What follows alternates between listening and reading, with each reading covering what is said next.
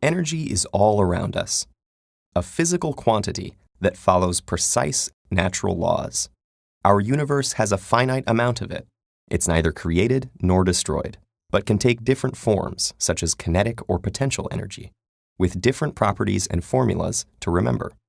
For instance, an LED desk lamp's 6-watt bulb transfers 6 joules of light energy per second. But let's jump back up into space to look at our planet, its systems, and their energy flow. Earth's physical systems include the atmosphere, hydrosphere, lithosphere, and biosphere. Energy moves in and out of these systems, and during any energy transfer between them, some is lost to the surroundings as heat, light, sound, vibration, or movement. Our planet's energy comes from internal and external sources.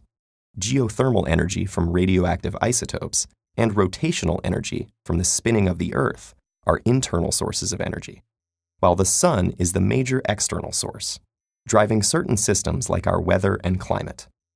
Sunlight warms the surface and atmosphere in varying amounts, and this causes convection, producing winds and influencing ocean currents. Infrared radiation, radiating out from the warmed surface of the Earth, gets trapped by greenhouse gases and further affects the energy flow. The sun is also the major source of energy for organisms. Plants, algae, and cyanobacteria use sunlight to produce organic matter from carbon dioxide and water, powering the biosphere's food chains. We release this food energy using chemical reactions, like combustion and respiration.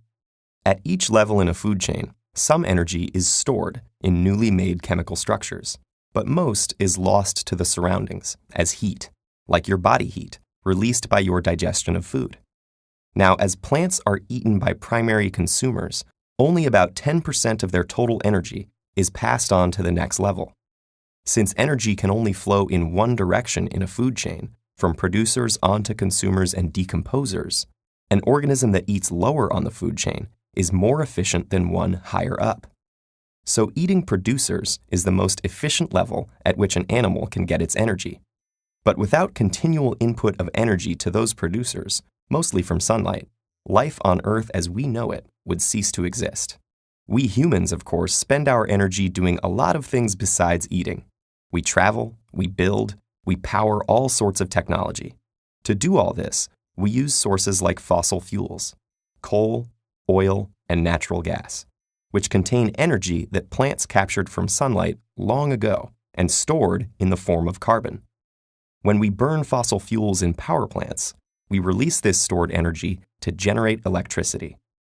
To generate electricity, heat from burning fossil fuels is used to power turbines that rotate magnets, which in turn create magnetic field changes relative to a coil of wire, causing electrons to be induced to flow in the wire. Modern civilization depends on our ability to keep powering that flow of electrons. Fortunately, we aren't limited to burning non-renewable fossil fuels to generate electricity. Electrons can also be induced to flow by direct interaction with light particles, which is how a solar cell operates. Other renewable energy sources, such as wind, water, geothermal, and biofuels, can also be used to generate electricity. Global demand for energy is increasing, but the planet has limited energy resources to access through a complex energy infrastructure. As populations rise alongside rates of industrialization and development, our energy decisions grow more and more important. Access to energy impacts health, education, political power, and socioeconomic status. If we improve our energy efficiency, we can use our natural resources more responsibly and improve quality of life for everyone.